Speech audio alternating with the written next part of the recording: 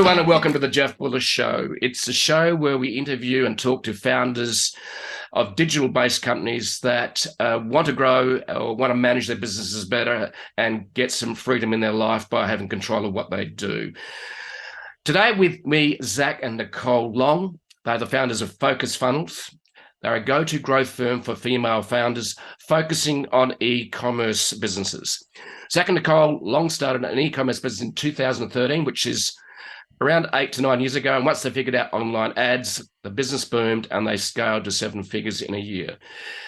The Focus Funnels was an accidental business because they were running an e-commerce business before that. Another business owner notices some success and asked for growth help, and Zack and Nicolle provided, leading to the business's even bigger success. That was their first client, and the rest is history and the birth of Focus Funnels.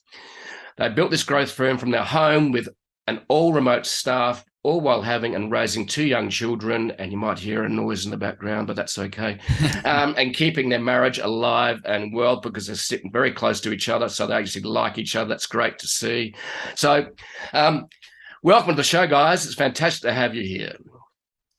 Thanks for having us. We're excited. So, Zack and Nicolle, you originally had an e-commerce business yourself. But before we talk about that, why did you start that business? What was the inspiration for starting that business and becoming an entrepreneur? Because I love to hear about the stories and what inspired you to start. Was it because you had a beer one night or over a bottle of wine? You said, let's really create a lot of pain for ourselves and complication life and start a business, because business is not simple, is it? No. So how did it start? What was the inspiration? Well, I think we both individually as young children had that entrepreneurial spirit, and we were already doing little businesses even when we were young. So before we were even married, we had the intention set that we were going to start and grow businesses together. So we had no idea what that was going to look like at the time. We had very normal jobs, and he was in corporate America. And so, yeah, that intention was set early. It was. Before we were married. I think I wrote it as like a stipulation of marriage. Right. Yeah, Nicolle said, "I will not marry you unless you're an entrepreneur, so you better get together." What was that on the dating profile, Nicolle? It sure was. I only marry entrepreneurs who have visions of being multi-million and billionaires. So, okay. Hey, I could have married wealthy and taken the easy road, but I just love to have control. So. Yeah. Right. Well, I must admit that I did write independence as part of my profile that I was looking for. So there you go, which could be interpreted in a variety of ways, but it's successful as well. But maybe you want to be successful, doesn't really matter. So, okay, so entrepreneurs, you maybe sold lollies, outside your parents' home or something. But okay, so you ended up starting this e-commerce business, and where was the inspiration for that? Well, for a couple of years before we actually started our official first e-commerce business, we had a bunch of ideas that we just tried to do that never panned out. We had a tea company, we had a bunch of random things, and we were just kind of, I think, dreaming of doing that. This first business actually came about because when we left corporate America, we had a social media consulting firm that we were running, and we were just pitching clients for that firm. And one of the guys that we were trying to pitch as a client for social media work was starting another e-commerce business, and it was in its planning stages. And we actually came into that business with him as a partner in that company. No idea why he did that. I have no idea. He was just like, you guys are really cool and awesome. He liked our idea, and let's refine it and do it together. He took a chance. Yeah. Well, maybe you matched his business dating profile. That's maybe what it was, really. Yeah. Yeah. And we're very grateful for that. And we always wanted to have, that was our grand vision, was having an e-commerce business. So for us, it was just like a great opportunity to kind of dive into it and do it. And that's where we really cut our teeth with building an e-commerce brand, running the ads, understanding how inventory works, understanding how to create a great website that converts, and all this stuff. Basically, every step of the funnel we had to figure out because we had skin in the game. right? Yeah. And that's where we learned everything with that business. But leading up to it, it was just a dream. And then we had this opportunity, and it was a great product to stand behind, and the idea behind the brand was awesome, and we just went at it. We kind of told him we knew how to do marketing. Yeah. So we had to learn really quickly. Yeah. Okay. Yeah. It wasn't like a lie. It wasn't. We kind of like fudge the truth a little bit. Just promise it and figure it out as you go. Well, So we figured it out. well, there's a popular personal development phrase called "fake it till you make it." So you pulled that off. Yeah, it's good. Yeah. did. All right. Yeah. Well, confidence trumps not doing anything. So it's great. So, so you did. How long did you do that for? And what lessons you learned from that? Big lessons. So yeah, there was a lot of big lessons. We did that for about 3 years. Mm-hmm. The first year was really challenging because we learned a lot of lessons in that year. Here are a couple of them. When you're trying to sell a physical product online, you really have to sell your product. You can't just have really cool branding and hope that someone's magically going to want it. You have to give people all the information they need to know about the product. It just so happens that product was like a acne supplement. So one of the hardest kinds of products to sell online, because you are trying to convince people to eat something and convince them it's going to actually work, right? So there's a lot of concerns and fear behind that. So we really had to learn how to build detailed landing pages, learn how to tell the story about like what this product will do for these people. And then also really understand like the sales principles. And there's a couple of big sales principles we learned in that process. One is you need to sell the future that the product is going to give people. You can't sell the product, you sell the future. So it doesn't matter if it's an acne supplement, right? Like no one cares about that. All they care about is what's going to do for them. So you lead with that to capture their attention, help them understand how this product is taken them from a current state to a desired state. The only time people give you their money or buy a product is because this product is doing something for them. It's solving a pain. It's fulfilling a desire. Whatever that is, you have to articulate that from the very beginning. The second thing is social proof and testimonials are essential for getting your products to convert online. And when you're first starting out, that's a really hard thing because you don't have any customers.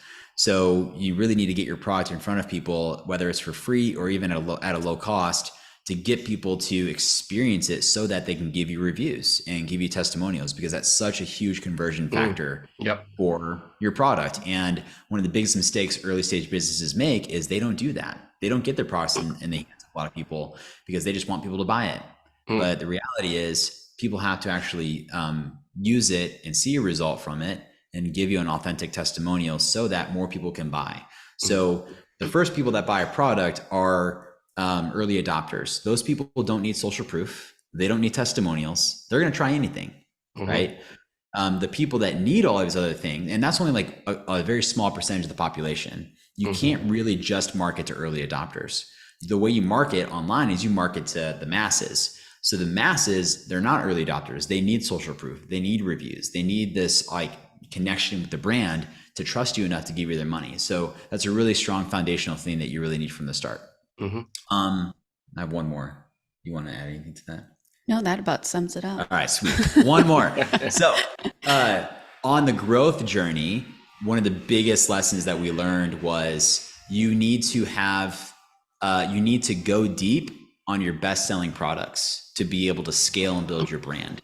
So it's very tempting as we're building our brands to spread our inventory budget across a lot of different SKUs. And what happens is you scale with just a couple of your SKUs. So 80% of your revenue usually comes from 20% of your products. But if you don't have those products in stock, you can't sell, you can't grow. And that was a really hard lesson that we learned because we kept hitting these peaks and we couldn't get past them. And we were like, why can't we get past these peaks? And we just one day decided like, let's just buy more of our hero product, because we kept selling out of it and we'd be out of stock for 2 or 3 weeks and we lose all this momentum. And once we doubled down on our inventory of that product, we got to the next level. And that same formula kept working every single time. to get to the next level. The problem though is it's really scary to invest that much in inventory. Yes. It's very scary to double down because you're wondering, am I going to sell it? Am I going to be left with it? You know, it's just sitting there. You're not making the money yet, but the only way to scale is with that. So that lesson was probably one of the most important lessons we learned on the journey of growth. And that's the thing that we really try to help coach our clients on is you can't just sell your brand. You got to sell the product people want and have it in stock consistently so your marketing works. It goes against what you would normally think because people think, go wider, all the products, that's how I'm going to scale. But the minute that they focus in on something and that hero product, that USP, whatever it is, that is the minute they start scaling. Yeah. Focus is key. Yeah. And the other challenge along with that is once you start scaling and you start to get faster and faster growth, that you need more working capital. Yeah. Right. So, and that can be a really big challenge. And I've had this happen to me before. I grew a company from 0 to 2 million turnover and we blew up. It was, and I just didn't have the working capital. How did you go with that challenge? In other words, as you grew, the requirement for more money to buy more stock so that you could keep selling more. How did you go with that? Well, we reinvested everything. Yeah. And that's kind of what we do is it's like a fine dance in scaling. So you don't want to blow up super fast. You kind of want to, have everything working with your marketing and your products and your inventory. And it all kind of has to scale up and step up consistently. I feel like that's the only way unless you've got investment from outside. Yeah. I love the term you used. It's like a dance. Yeah, it is. It really is. So poetic. Yeah, and that's where focus really comes in because this is a really challenging thing for clothing brands and jewelry brands and like fashion and apparel because you feel like you have to keep things fresh and ride the trends and have variety and stuff. Otherwise, people are going to get bored. But the reality is, every product on your website is new to people that are new to you. You could have the same product on your website for 10 years. And if someone has never heard of you before and they get to your website and they see it, it's new. And you can scale with that. Like it's massive brands. Lululemon is still scaling with their leggings they launched in 2011. Like every brand scales with that. So when you're thinking about balancing your money, it's better to have depth over variety, no matter what industry you're in. And that's how we've been able to help people kind of play that dance and how anyone with an e-commerce brand can kind of play that dance, and then the other piece of it is you can't really pay yourself no matter how much money you're making. It takes a while to pay yourself with an e-commerce brand because you have to keep reinvesting everything back into it. And some of the things that we do as people is we start making $1 million a month, with our products. And then we're like, I can pay myself money. And then you like run out of stock and you're like, crap, I just paid myself way too much money. So you really have to kind of, take a couple of years probably to just keep reinvesting and building the brand until you have enough equity in it to, start pulling salary, Yeah. And that's true. And that's the other part of the dance. Yep. The person versus the business, isn't it? Yep. So you're running this product business and you now are experts in social media marketing, advertising, content marketing. Yes. And we're going to talk more a bit about the importance of optimizing the funnel for sales. We'll maybe get into that in a minute. So you started you're running this e-commerce business from a fulfillment center, and there's a bunch of other e-commerce companies there. Is that correct? Right. Yeah. So they obviously started to notice that you were getting some success with your marketing and advertising, and you got approached. So tell us how that happened and what the next step of the journey, where you moved from being a product business to being a services business. And so I'm intrigued by this transition. So tell us what happened. So they see in the fulfillment center, they see this inventory stacking up. And so they said, who's doing your marketing? And we're like, well, we are. They're like, well, can you help us? And we're, sure. I mean, we're not going to turn down money when we're barely making money. So we're like, this sounds like a great idea. We can buy a house maybe. So we took on one, I think, was it a baby? It was a baby brand. Baby brand, and did all the principles that we learned with our product business and applied it to their brand. And they started growing pretty quickly within a few months. Yeah, because we're like, wow, I guess if you already know what you're doing and then you apply it to someone else, it can go even faster. And so then other people were like, well, what's happening with them? We need that. And so we just really kept stacking in clients at the same time as doing our e-commerce company. And it got to a point where we had to make a choice because we couldn't keep doing both. So it's like, do we take the, more profitable service company or keep going on the e-commerce side? And we love helping people so much and doing that again and again and again, more so than all the details of an e-commerce brand. So that's why we went all in on the agency. So it really was a side hustle in a way, in that you were doing it while you're running the other business. Yes. Yeah. Super naughty. Super naughty. Our partner knew. He knew. Well, and the more we played with other people's money and learned more, principles and different action steps for our own. So it actually benefited us too. Yeah. So you started the accidental services company agency, and obviously you're focusing on e-commerce companies, and you also were focusing, you've happened to also be focusing on female founders.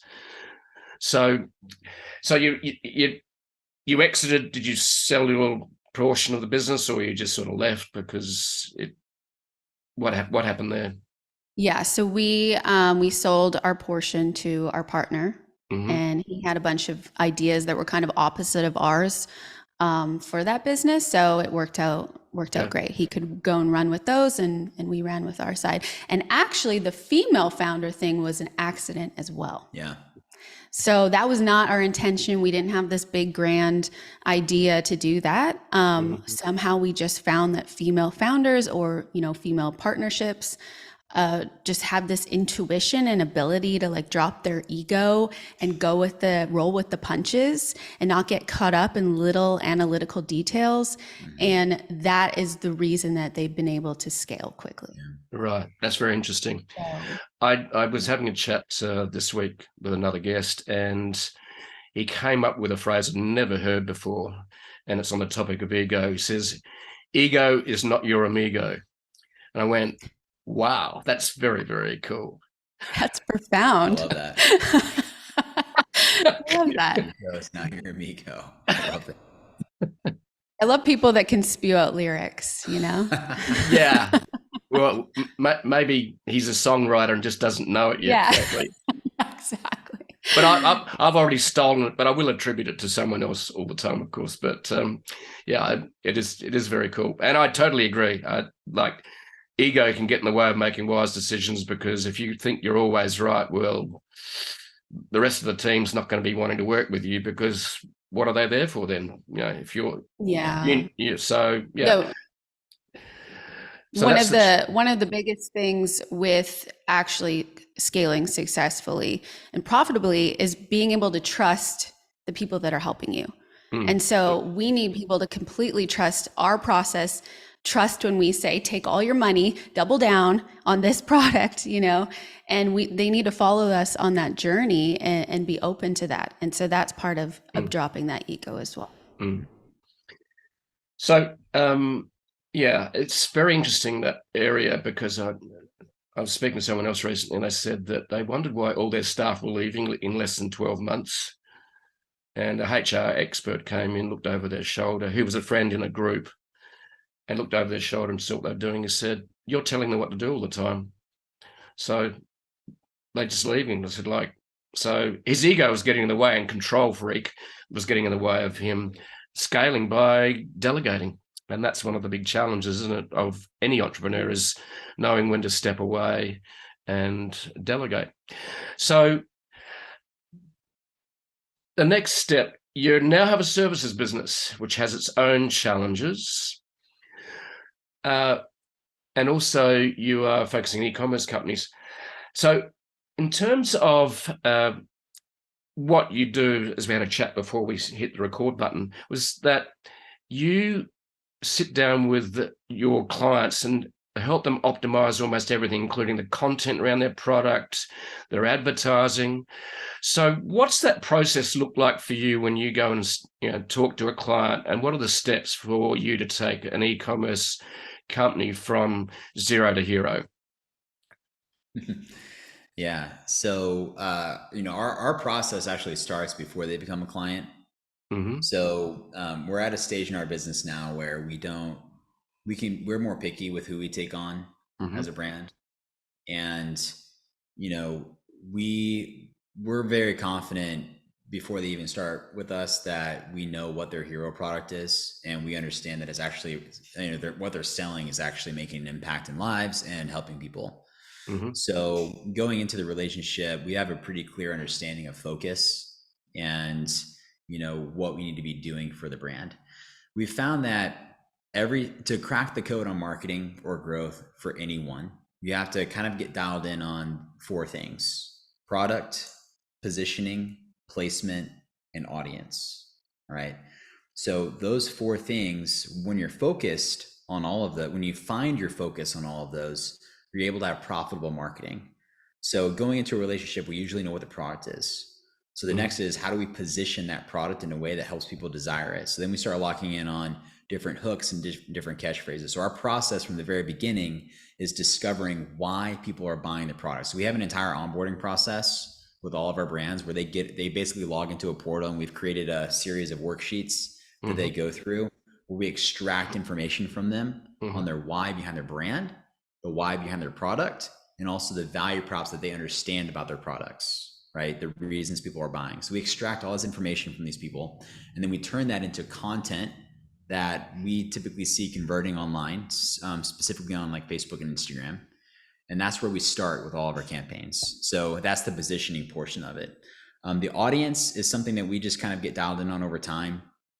And then the placement is as well. So understanding, are they converting better on Instagram, or are they going to convert better on Facebook? But here's an interesting thing that most people find pretty wild whenever we start digging in, is the Facebook placement is usually the best converting place for people with ads. Instagram, not as great of a platform for running ads for most brands. And it really just comes down to people's intent for the platform. So our entire process starts off with having a legitimate product, understanding how to sell it, and then leaning into that. So how important, in terms of, do you go and do low cost tests for ads first as part of the process of optimization? Is that what you do, or do you just leap straight in with it because, well, we think this is going to work? What do you do? Yeah, we definitely we do a lot of testing, and they are low cost tests. So typically our first month of getting things rolling, we just have a lower budget overall to learn our lessons, and we'll spread that across different campaigns that have a variety of hooks and audiences and products, and we just listen to the feedback loop. And as we discover an audience that's starting to convert, we get focused on that. As we start to discover a product that's converting the best, we get focused on that. And then same thing with hooks and everything else. So those four areas that I mentioned, those micro tests are all about discovering our focus in those four areas. We only start scaling once we have profitable marketing running to one of those areas. Right. Okay. So you mentioned social media. So Facebook is best for product, but we have the rise of TikTok. How's that looking for you guys today in terms of helping your clients? Is TikTok something to be watched? Are you leaning into TikTok advertising? What's happening with TikTok? It's definitely something to be watched. We do have profitable TikTok ads running, but it seems to be pretty epically hit or miss with the platform. It's the wild, wild west. It is the wild, wild west. So generally our brands that, if their ad budget's like, 20 to 40,000 a day in spend, they'll want to be on TikTok just for awareness sake. So we usually recommend if your marketing budget's larger, get on TikTok for awareness, try to crack the code on some conversion campaigns. In some cases you can, but it seems like, and this happened with Instagram too, with Instagram ads, and same thing with Facebook. It seems like they're still in that phase where people don't want to shop on the platform yet. Mm-hmm. So they're not as receptive to the ads. However, the reason it's hit or miss is because there are some niches of people that are receptive to it. Mm-hmm. You have to discover where those people are, and also what products they're resonating with. Right. So it's always worth a test. It's definitely not, the ATM machine that Facebook can be yet. So one of the biggest trends too in advertising, well as social media, and TikTok's pushed this, and Instagram Reels has leaned in, and now you've got YouTube Shorts. The role of short form video. Do you use that in your advertising? Short form video, is that important? It is. Yeah. So we create a lot of user generated videos for our brands that are in that like short form Instagram Reels, TikTok format.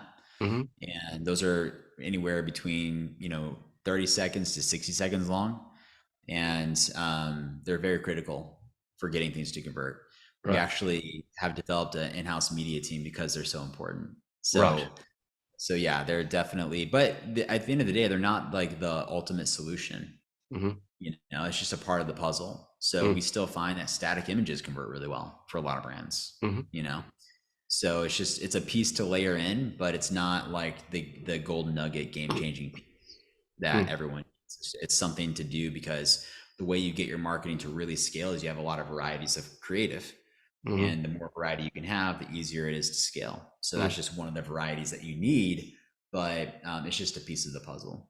It doesn't need to be overcomplicated either, like dancing around and putting all these complicated shorts together.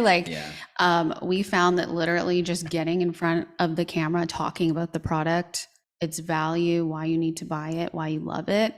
I mean, that seems to work pretty well. Right. So the reason for not doing the dancing is because Zack can't dance? Is that what it really is? I cannot dance. That's exactly why. Although I bet you I can sell some stuff if I was dancing. Yeah. Oh my gosh. She's actually been in a few videos for clients. I'm like, oh my gosh, like you're getting known for this. Like in our neighborhood, they're like, I saw Zack on this toothpaste ad. Because I can sell anything. The trick is you have to be able to he does it almost as like because our team will be like, I don't know, questioning how to do the content. He's like, I can sell anything. Let me show you. And he'll do the video, and it's like it's their top converting ad. Right. So does it as kind of like a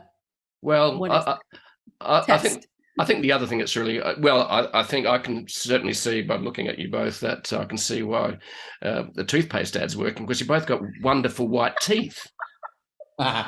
We don't whiten either. I know. We drink tons of coffee and wine. So I think it's the wine.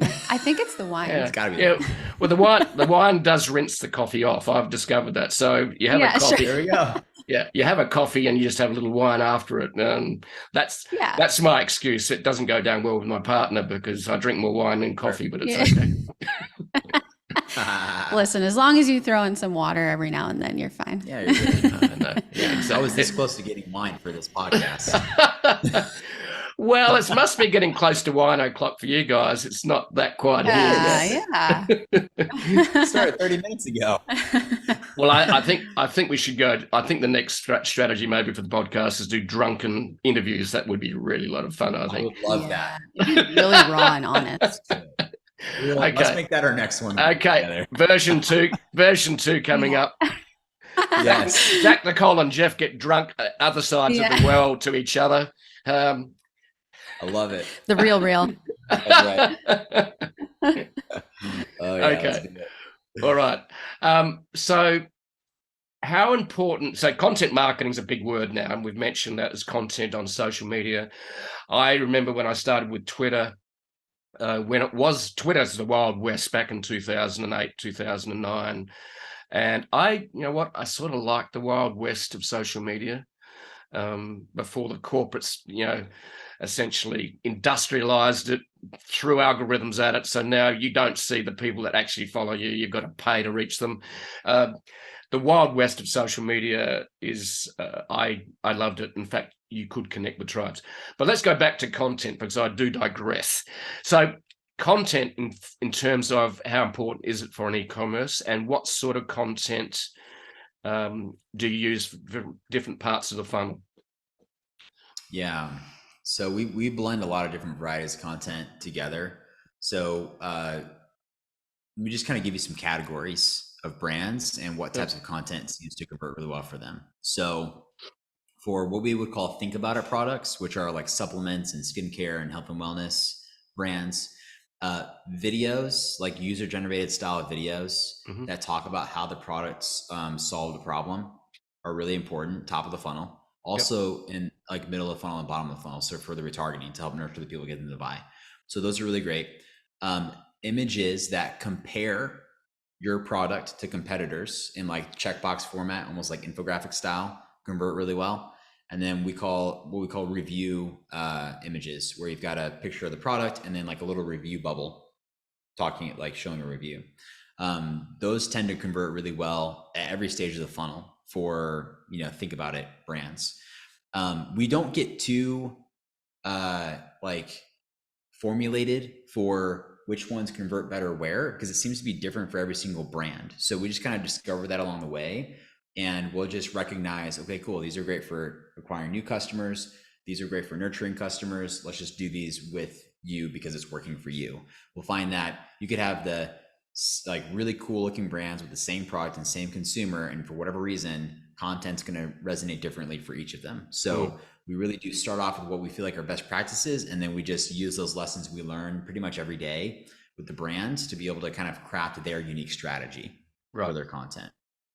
For like impulse purchases, apparel, jewelry, gifts, things like that, usually example videos. So for apparel, try-on videos are typically the best for ads. So just holding a phone up, looking in a mirror and talking about how it fits, giving them that in-person experience, as if they were in a fitting room trying it on themselves. Those convert really well for clothing. And then jewelry, really unique pieces can convert really well, showing how to use the unique pieces. And then for giftable products, static images that just, appeal to the selfish desire of the person giving the gift. Because we don't give gifts because we want them to have an awesome gift. We give them because we want to feel like we gave them a great gift. So, the copy kind of resonating with that to the gifter side of it tends to convert really well. And that's usually where we start for all those different verticals. Okay. Yeah, it's content used to be called inbound marketing, as invented by HubSpot, and the more generic term used today is content marketing. So you've moved from a product-based business to a services-based business, which has its own challenge. What are the challenges for a service-based business like you're running as an agency? So you're basically trading and scaling time for money now, aren't you? You can buy product, and that's your scale for an e-commerce product store. In other words, the product is more product you have, the bigger, better marketing you have, the better scale you can do. What are the challenges scaling a services company? Because this quite often is a challenge for every services company. I think the biggest one is people. And so our people are basically our products. And the challenge is typically in a service company, you have the person who founded it, who has all this knowledge in their brain and is really good one-on-one with clients. Now you hire someone, we have to extract that knowledge from him into the brain of another individual and have them handle clients in a similar manner. And so that is a massive challenge. That training. Yeah.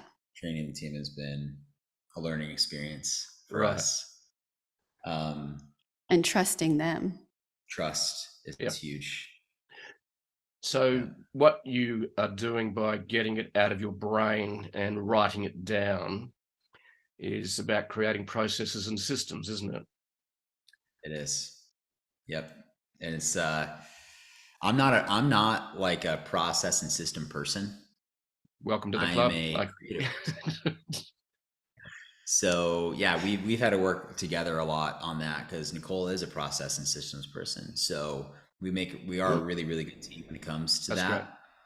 that. So that's worked out really well for us. But yeah, that's been the piece. But it's also been actually really rewarding as well. You know, it's been a challenge because it's hard to let go, and it's challenging sometimes to have patience. And there's a lot to learn, so it's not downloaded overnight. You know, No. so, but there's a rewarding side of it too. Like, every single person on our team, we love, like, they're great humans. They care, they learn extremely fast. They're on it, and they're excited and passionate about what they do. And seeing that in them and having moments where they do something where you're like, they listened and they're like caring is so rewarding to see, because you feel good about that. You feel good that you've been able to build to that point.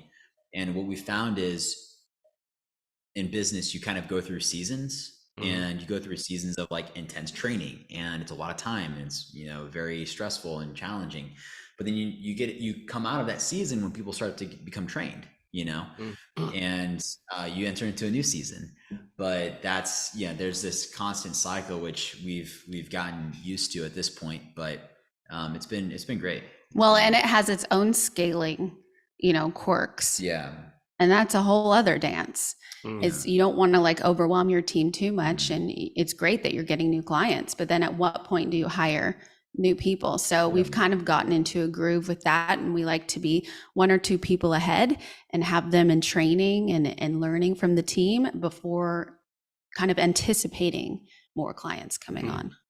So it's, takes time. It does, but just like with e-commerce, like, you can't scale without inventory. We can't scale without a team. That's right. So like Nicolle just said, like, we invest in our team, like we invest, like an e-commerce brand invest in inventory. So we have to get ahead of it.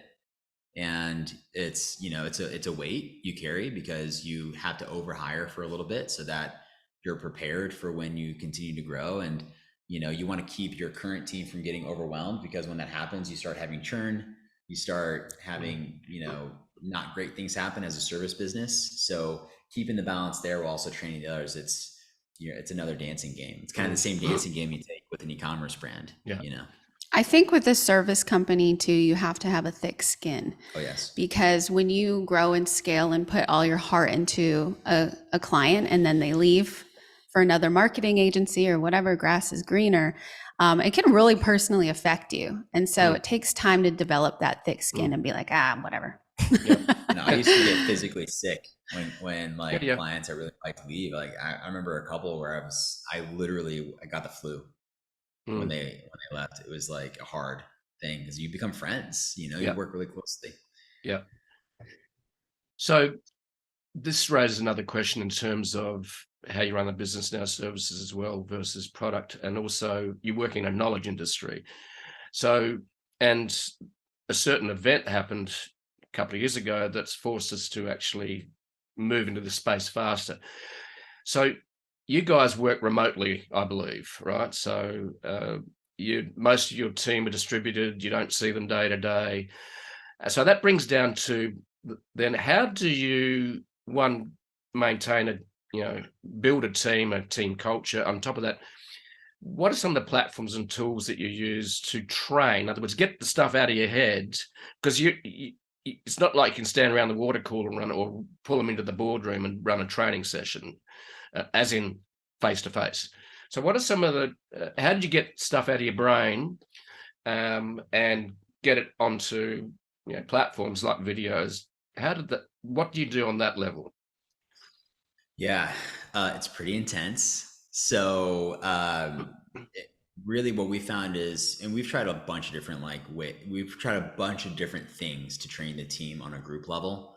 But what we found is everyone kind of needs an individual training, right? Because everyone thinks a little differently. So when we're in training mode, what we do is I usually sit down with our team every day and go through all of their accounts with them, and I'll train them in real time on the clients they're working with.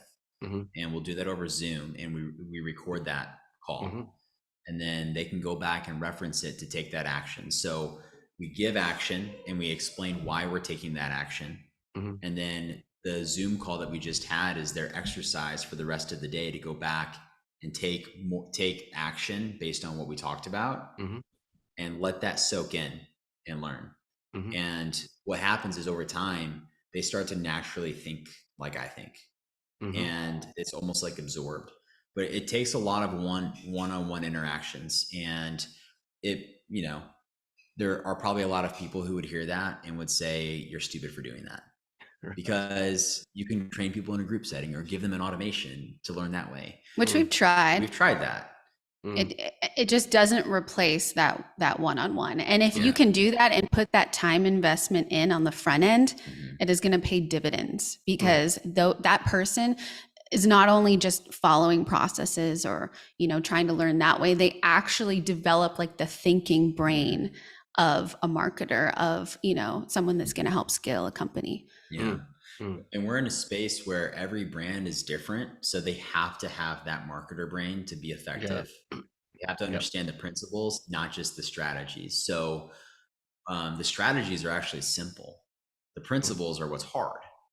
And when you learn those principles, you become an expert marketer. So that's what we teach. And we do it on a one-on-one basis. We also have group trainings that we do. So we use Zoom for our calls and record those.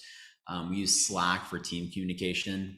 And what's interesting is it feels like we see everyone every day because we communicate. We're really involved founders. Like we understand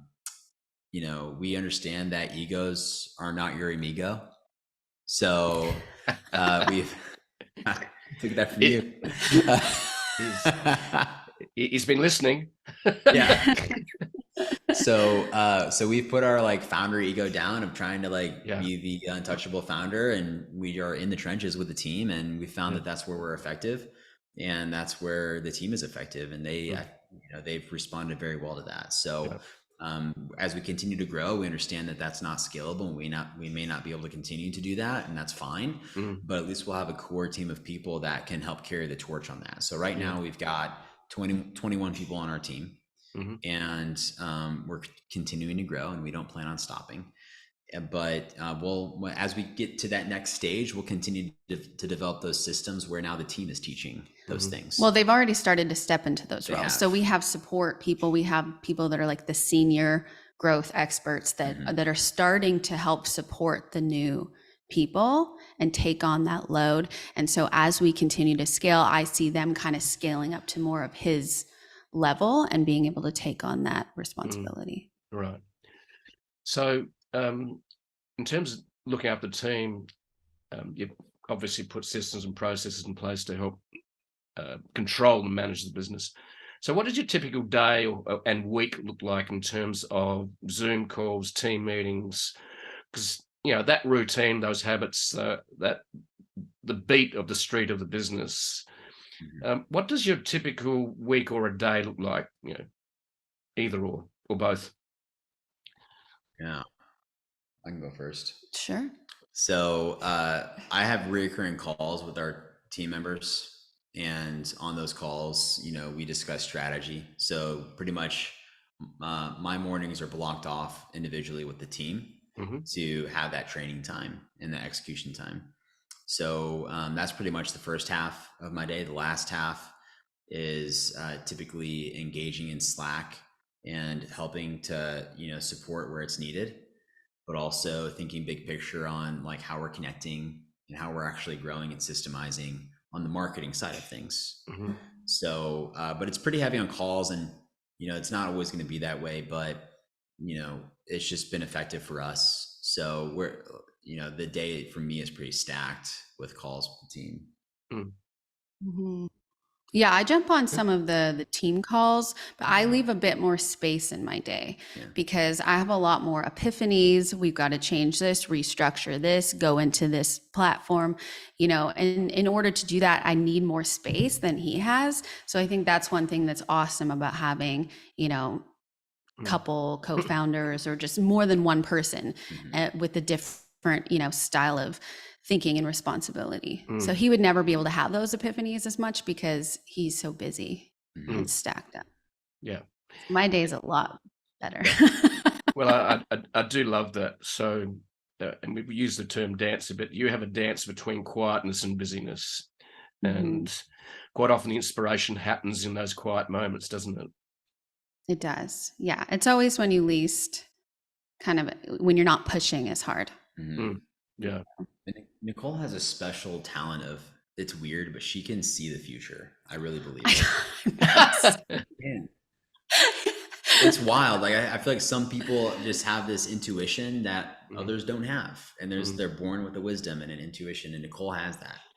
And I usually bring stuff up like a year before, and I'm like, we have to do this. This is going to happen. And Zack and our other business partners like, oh, nah, and I have to work on them for a whole year. And then they'll call me and they'll be like, oh my gosh, this guy we were talking to, he had this brilliant idea. And I'm like, I told you that a year ago. Like